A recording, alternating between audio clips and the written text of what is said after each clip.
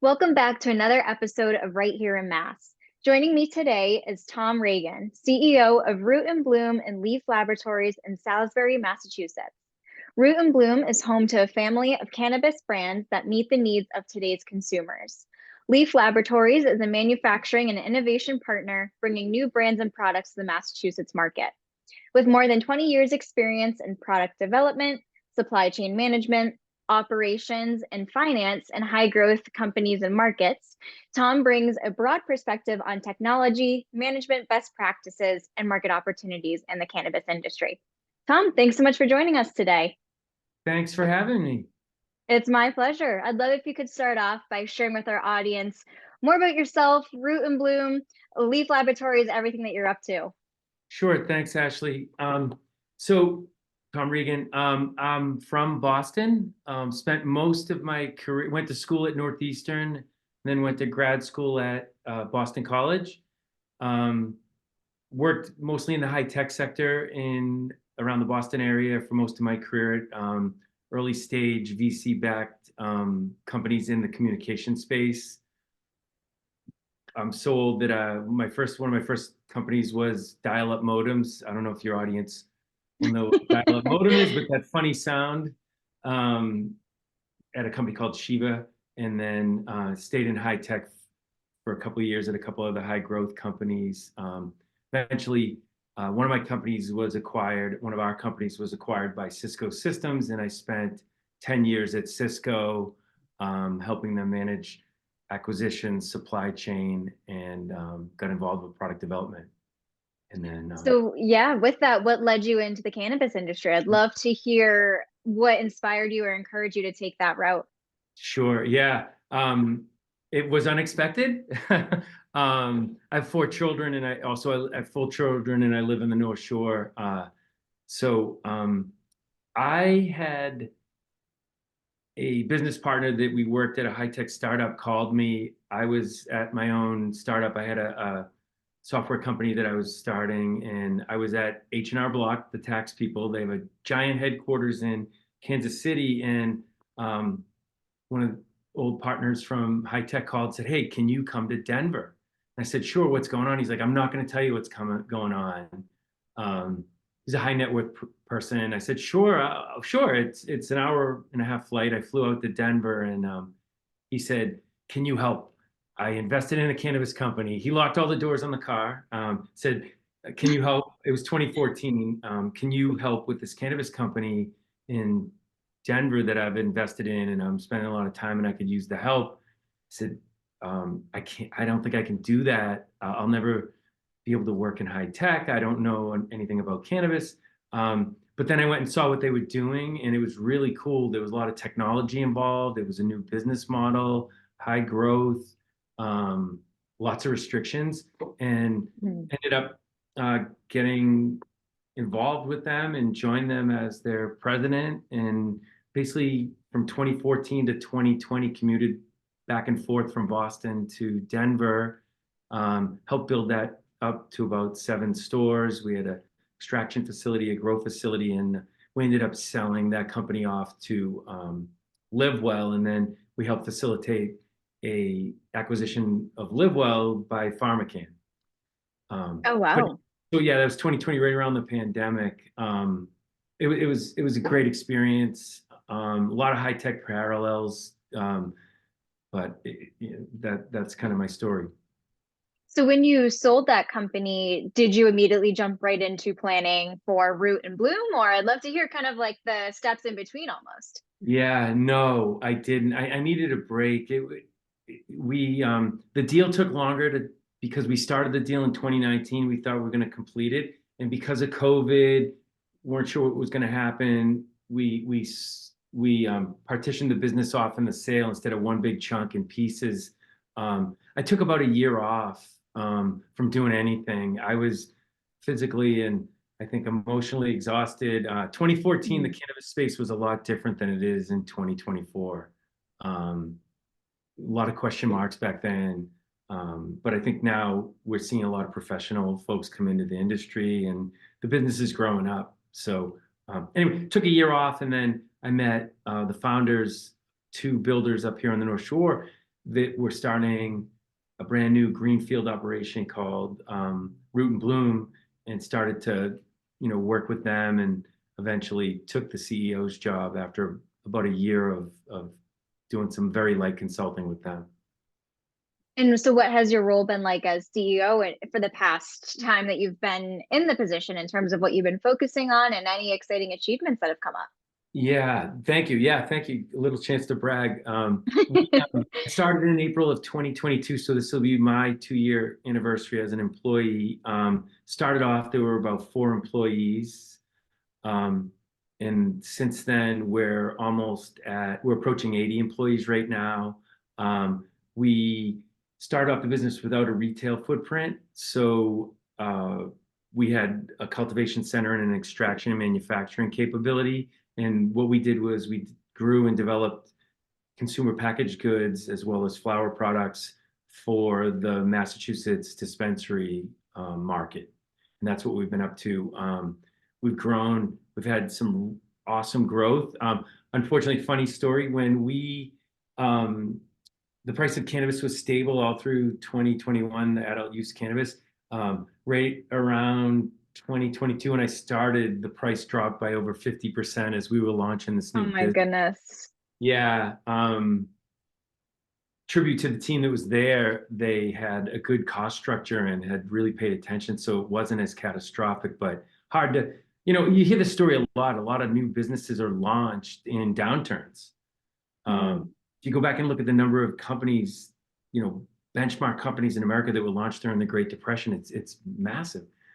So anyway, it was a great opportunity, and we were able to build the business. So in that time, we've been able to get in almost 200 dispensaries, which is a great achievement. Built up our sales team, built on a ton of technical competence. Our extraction capability is, I think, among the best in the state. In fact, I know it's among the best in the state. We have a brand called Crispy, which is a concentrate brand, vape pens and dabbables, which we've grown to be the #1 by revenue and units in the state in That's less than 2 amazing. years. Yeah, it's been a lot of fun. It's been hard work though, Ashley. I wouldn't lie. I can imagine. Yeah, I wouldn't lie if there aren't some days I go home and say, what am I doing? But my whole, my whole career has been small companies, helping them to build, and then that's really exciting, building stuff. Yeah, I can imagine. And you had mentioned too, with having the most revenue in the state, what were the contributing factors that led to that, do you think? Like how are you able to achieve that? Yeah, and just for that, for Crispy, what we were #1 for Crispy, one of our brands. There's much larger grows that have like 5 times the capacity we do that have more revenue. But for that sector, we're #1 for revenue and units. I think it comes down. This is going to sound like a cliche, but it's the people. Yeah. We have dedicated ourselves to hiring passionate, motivated, smart, resilient people, and trying to give them the resources they need to do the best job they can and learn the most they can. It's been really rewarding. It's just kind of, and it's, because it's a new industry, we have a great mix here of people that have never worked in cannabis, and we're able to convince some of the folks that helped build the Mindful story in Colorado to come here to Massachusetts, and they have a certain technical and market competence and from that experience, and bring it here in Massachusetts. Yeah. And one of the things that I had heard about Root and Bloom is just being able to build that great company culture. And so I think that there's a lot that other companies can learn from you and can get inspired by, because of, unfortunately right now is a difficult time with hiring and retaining the right employees. And so is there anything in particular that you've done with recruiting or retention or anything like that that has really helped to build that great company culture that you have? Yeah, I think we have a culture of everyone pitches in. Um, Someone has to be the manager or the boss in certain moments, but in other, I think a lot of times, if culture-wise, if everyone in the company, knows that everyone no matter what their title, is going to pitch in and help out, it's amazing. It's magic. And I saw the other day an interview with the CEO of NVIDIA, right, which is in the press all the time as the chip maker for AI. And their CEO, I can't remember his name right now, but he was joking at a forum, but he was saying he's probably cleaned more toilets than everybody else in the room combined. I don't know if you guys just saw that interview, but I can't say I've been cleaning the toilets or the team has been, but it's not below us. I think if everyone understands that we're in it together, then it's magic. You don't ask people to do something you wouldn't do, and then don't just talk it. Walk the walk. Absolutely. And I think training. We brought a lot of people in that have never worked in cannabis, and we really hire for attitude. Aptitude has to be there as well, but if somebody with the right attitude and an open mind, lifelong learner, it's been magical to see some of the folks that we've hired just take off in their learning, and in the promotions that we do as well. We try to promote from within almost religiously. Yeah, I think that's a great approach. And that actually brings me to the next question that I was thinking of is anyone who's new to the industry might be feeling some type of learning curve. Is there anything that you recommend or you like to give advice to for people who are just brand new to the industry and they would just like to learn anything and everything about it? What's your advice for just kind of getting familiarized and dipping your toes in the water? Yeah, I think there's a lot of resource. And when I first started in 2014, there weren't a lot of resources even on the web. There's tons of resources right now to learn about the industry, and there's also tons of players, people that are in the industry. I would encourage anyone in any field, but this one especially, check out your LinkedIn and see if you find anyone in your network, first or second degree connection, and reach out to them and ask questions. Just ask questions about the industry and be open to learning. Yeah, I think that's great advice. And you had mentioned too that when you joined the industry back in 2014, things are really different now than they were 10 years ago. And so could you kind of talk about that evolution and how it might be better now than it was back then for companies like yours to build and face that great growth? Yeah. So can you ask that question a different way? I just want to make sure I get it. Yeah, so you'd mentioned that there were a lot of different changes now in the cannabis industry than there were when you first started. Like, what were those changes that have made the industry for the better now? Got it. Yeah. Thank you. Sorry. I just want, Yeah. yeah. So early on, there was a lot of, there weren't a lot of ancillary businesses that supported the cannabis industry for obvious reasons. And I think what we've seen now is not just consultants, but soup to nuts, all kind of support for the industry.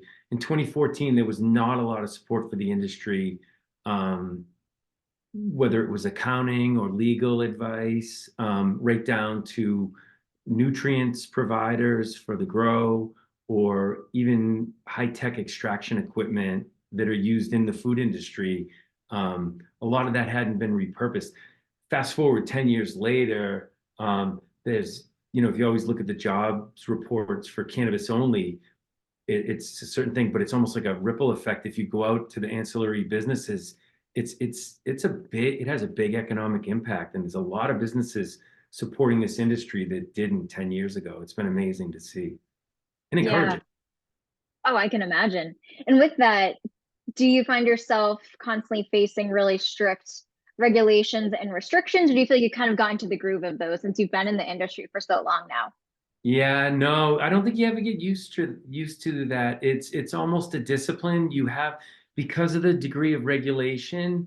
There's You can really do harm to the business if you're not on top of your day-to-day compliance with regulatory issues. What we find is there's more people that are experienced with the cannabis space and the compliance rules. So it's really nice that all the stress doesn't sit on your compliance officer to be the police person for the whole organization. Now there's a much broader group of people that come into a company and already have that experience. One of the things we're doing is not totally to your question, but we're about to open up a dispensary right across the parking lot called Road Trip, right across the parking lot from our grow facility in Salisbury. And we're able to hire a general manager for that store that had worked at two other companies and actually was a regional manager for their retail. In 2014, that didn't exist. And she walked through the door knowing all the compliance regulations better than anyone in our company. That didn't exist in 2014. It's been fun to see. Yeah, I can imagine. And that's great that you're bringing in someone that has that experience to help you bring that dispensary to the places that you'd like it to go ultimately.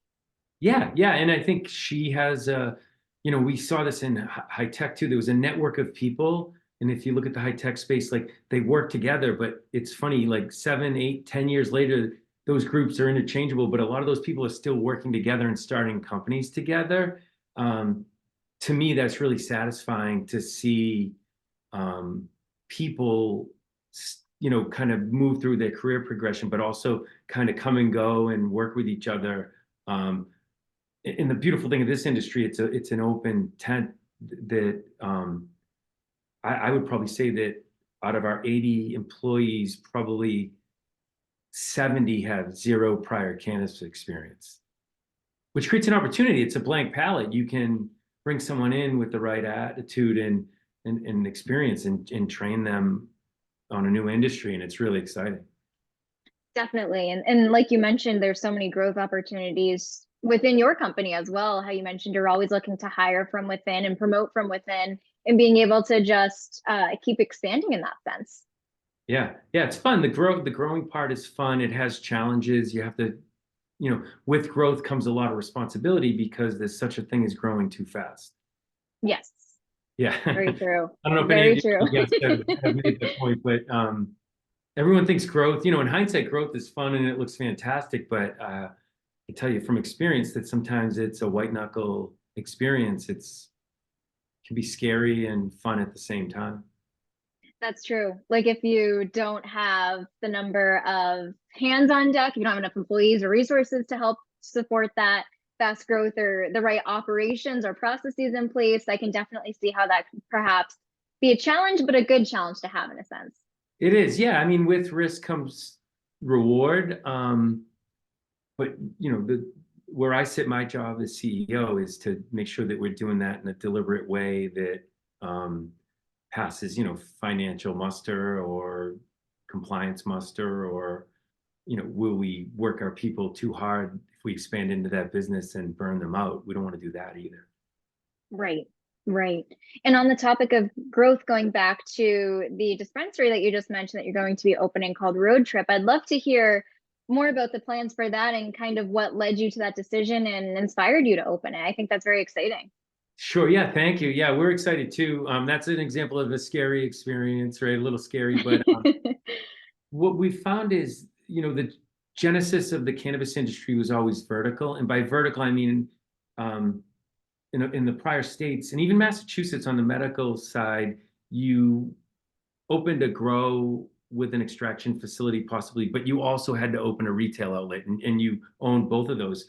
On the adult use side, you don't necessarily have to do that. But what we've found is at our location, we're right near Route 95, 495. We're probably 2 miles from Seabrook, Hampton Beach, Salisbury. Seems to be an underserved area, and we had an opportunity right across from our property where we are now to open a dispensary. So it was kind of an easy decision for us. We had the products. We've developed some really well-performing products, and we had the opportunity. We were selling them to other people, and kind of we thought about it and said, "Hey, who can represent these products better than us through our own retail?" Right. Um, so it was kind of an easy decision. We have the experience. Some of the folks in Colorado, we've hired people in Massachusetts that have done it. So it was, actually, to me, it was a natural progression, and the property next door to us became available. It became a no-brainer. Yeah, I think that's like the sign that it was meant to be. If it's right next to you that becomes available, I think that's a great opportunity to jump on. Yeah, and in the town of Salisbury, in Massachusetts, the towns have a lot of say in what you do. it's a public trust in the cannabis business, and the town was incredibly supportive of us as well. So, kind of like you said, that the pins were lining up to make it an easy shot, and we're taking the shot. We're excited to get going. Absolutely. And speaking of Salisbury, you said that it was an underserved community. So I'd love to hear if there was like an intention behind choosing to have your location there, or if it was just kind of almost like it just kind of happened, if that makes sense. Yeah, I think it was both. The founders of our company, Brad and George, are both builders up here on the North Shore, Essex County. They've done a ton of work. I think between them, they have 50 years of building up here. So they were always looking at real estate. Both of them always had an eye towards cannabis, but weren't sure how to get started. They knew the market. They had a great relationship with the town. So Salisbury was kind of a lot, and they live up here. So I think it was kind of a confluence of those things that made it a pretty easy decision to select Salisbury. Yeah. And do you see yourself expanding beyond the North Shore, like opening other locations beyond where you are now? Yeah, I think kind of our strategy has been back to that growth model is this is a new venture. Retail's an entirely different set of skill sets from cultivating or extracting or manufacturing or even wholesaling. So our philosophy has been let's open the store, let's perform. And if we're very successful, we validate that we're good at it. I think we will be, but let's get demonstrable results and then we'll evaluate a second location. But yeah, we'd be absolutely open to a second location, but want to build on let's nail down the basics next door and make sure that we're excellent at retail. By the way, I don't know Definitely. if you're your viewers. There's a book I read that I absolutely love called Unreasonable Hospitality by Will Garda. Absolutely recommend it to your viewers. Any business, not just a hospitality business. That's good to know. I love to read personally, so I'll definitely have to check it out. What is your favorite like lessons or anything that you've really taken to heart from that book that you would recommend to people? I think that he talks about this rule in the restaurant. So it ended up being the #1 restaurant in the world, but it didn't start off that way, and takes you through the journey. The two Mhm. lessons I took away. Um, the two owners of it set aside 5 to 10% of their budget and their people's time to innovate, to try something new, to take a risk, to delight a customer. So that was #1. Just maybe on your team, kind of carve out some time to take some calculated risks to delight your customer or delight your coworkers or who knows, and just use that time to do something that isn't coming down from your group or isn't necessarily in your charter. So kind of carve out a little time to do something special for someone, and it might turn into something. And the second part is that delighting people is viral. If you exceed expectations, it has a amplification that you can't even imagine. That just I don't know how to say it, but delivering delight. I don't know how. I can't remember. I read the book a while ago, but if you're able to go above and beyond somebody's expectation of an experience with a product or an event or whatever, um, it's long lasting. And the Yeah. corollary that is, well, the corollary lesson is if you undershoot and you really miss, own up to it, because that's another opportunity to delight someone, even when you miss. And you're gonna Yeah. miss, and you're gonna miss. We're all gonna miss, right? It's how you react to the miss.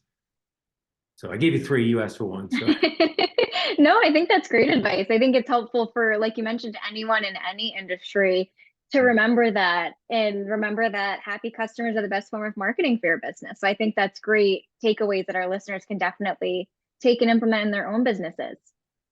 yeah, yeah. And It's and so in addition to the dispensary that you're opening, I'd love to hear any other exciting plans that Root and Bloom has coming up in the next year or so, or just exciting projects that you're working on. I think from what I've heard, there's a lot of great things coming up. sure. Oh, thank you. Yeah, we're working on a couple new products that are launching. And we're looking at some partnerships for other brands. One of our brands is Joy. Um, they're called Joy Bombs. They're very similar to a product like M&Ms or Skittles. I can't say which one, but we it's a microdose opportunity for small 100 milligrams, and that product's having a ton of success in the state. It's in a different form factor. I think in the cannabis space, everyone has a gummy product. There's gummies, everyone has a gummy. This product they refer to themselves as the ungummy because it's in a different and unique form factor. As in addition, we're looking at infused flower, and we're also coming out with a disposable vape and then a different form factor of our vape, all under the Crispy brand. Oh, interesting. And so it sounds like those products are differentiators from what currently is out in the market, something that might be different and something unique and innovative, it sounds like. Yeah, yeah, yeah. And I think they're in other states where there's some demonstrated success, but not pervasive in Massachusetts. So that's a great opportunity. And another place where we've been focusing in is not just the end consumer or the dispensary owner, but we're working on developing some of our internal capabilities using technology to provide input materials for other brands that may want to use the products we make as input materials into their products. Yeah, It's that's kind of, interesting.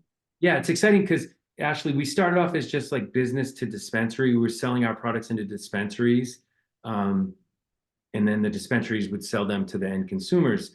Our business has grown into 3 businesses now. We're going to have that retail arm. We'll have the business to dispensary arm. And now, because of our technical expertise, we've been able to move it into a space which I call business to business, but it actually selling, cannabis-based ingredients to other businesses so that they can transform and build their own products. So we get, 3 exciting business lines in 2024.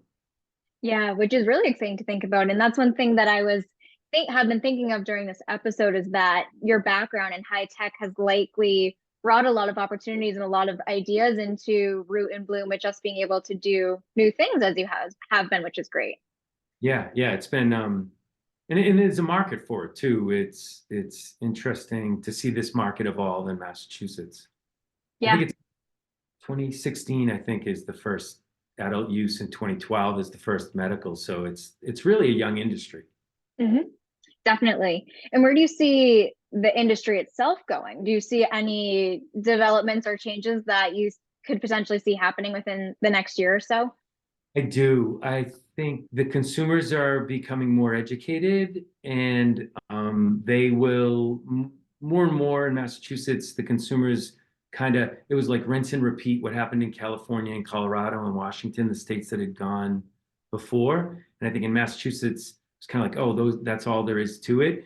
I think you're going to see Massachusetts start to be an innovator in this space, coming out with new business models, technologies, processes, selling techniques. You're going to see Massachusetts as a market emerge in different ways. And I think the consumers are going to have a lot to say about that as well. Yeah, absolutely. And for anyone who's looking to get into the cannabis industry, I know you mentioned earlier that you recommend just learning as much as you can and talking to people in the industry. Is there any advice you would give to someone who is looking to start a business in the industry or really help to grow their career in it? Yeah, I think a couple things. We have a partnership with Northern Essex Community College. They have a program. It's for those of you that aren't from Massachusetts, I know it's Massachusetts based, but junior college. It's called another JUCO in other states, community college here, and they have an incredible program. They're based in Lawrence and Haverhill, and they have a cannabis-based curriculum that they've rolled out. And I think some of those resources are free. So definitely encourage people to take a look at resources like that online. We talked about networking, absolutely network. And the other thing is, when I first started, everyone's like, oh, here's a notebook, but it's a notebook for cannabis. I'm like, what the hell? Sorry, I'm going to swear. Can I swear? Not a bad swear, but Yeah. what the hell is that? Like a notebook, right? I think now people are like, no, you don't need a pen for cannabis or a notebook for cannabis. So I think we're seeing, people repurposing experience in products from other industries to come to bear in this industry. And I think I would encourage anyone, same for experience. So if you're an accountant or a marketer or a lawyer or whatever, or an engineer, a lot of your experience is applicable to this space. You don't need to totally remake yourself into something, for cannabis. Your experience is probably incredibly applicable from a business model and a technology standpoint. We use Excel, we use QuickBooks, right? Like we use PowerPoint, just simple examples, but a lot of the skills and experience people already have are instantly applicable to this industry, including Yeah. engineering and science. We employ a couple scientists here. They weren't. One of our employees is a lab scientist. He worked in a lab at a hospital. That experience is incredibly applicable here. He didn't have to, come on in and learn. There's tons of opportunity. Yeah, that's great. So anyone who has an interest in it can definitely jump in and get started, which I think is really a good opportunity for people. Yeah, And I would encourage anyone, don't put up a barrier and say, well, it's cannabis, I have to get all this experience. Like my advice would be apply for some jobs, take a shot. Like look at what your skills are and see how they apply to what's listed. I bet you're going to find that they're instantly applicable. yeah, I mean, maybe if you want to be a head grower or a cultivator, that's going to be a little bit of a reach. But if you worked in a greenhouse, I mean, that's almost instantly applicable. And there's tons of greenhouses in New England, believe it or not. I didn't realize that, especially down yeah, in yeah. yeah, perfect advice. I love that. Tom, as we get towards the end of this episode, one of my favorite questions to ask our guests is what their favorite local businesses are to support. So I'd love to hear places around you where you love to frequent and support them. Sure. I think they're local, and if they're not, we'll try another one. Right, right now, I'm obsessed with BJ's Warehouse. I think they're a Northeast company.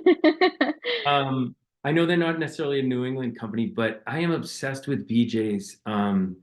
If my family and my teenage and early 20 kids hear this, they're gonna make fun of me. But just I love going to BJ's. You can get a great deal.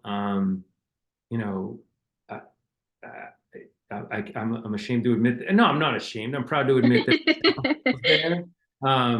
And it's become a bit of a joke with my family and my coworkers. But BJ's, I really like their business model. It gives a great value at a great price. I love going there. It's always clean. You know what to expect. So I don't know. Actually, I think I'm pretty darn sure it's a Northeast. Hey, I'm going to count it. I think that's a good one. We haven't heard that one before. So I like hearing different things that people recommend. Awesome. Well, thank you so much, Tom, for coming on the show. I'd love if you could share with our listeners where they can find you online, find Root and Bloom online in case they'd like to connect and learn more. Sure. Yeah. And thank you for doing this. I really appreciate you using your platform, so that I could join you today. Root and Bloom, it's www.rootandbloominc.com. Spell the whole thing out, AND. From there, you can check out our other businesses. Road Trip, we haven't gone live with the website yet, but that'll be coming online soon once we get our final approvals to open. Perfect. And I will link to Root and Bloom and all of its social media profiles in the show notes. That way our listeners can click through and connect from there. But thank you so much again for coming on the show today, Tom.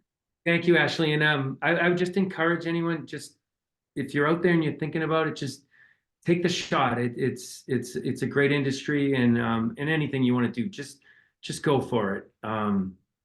It's worth it. Love it.